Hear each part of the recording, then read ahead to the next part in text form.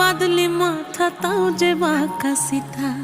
মেদিনীপুরে রায়না চিরন বাঁকুড়ার ওই ফিতা, আর যতন করে বাঁধলি মাথা তাও যে বাঁকা সিথা। পেছ পাড়িয়া রাজকুমার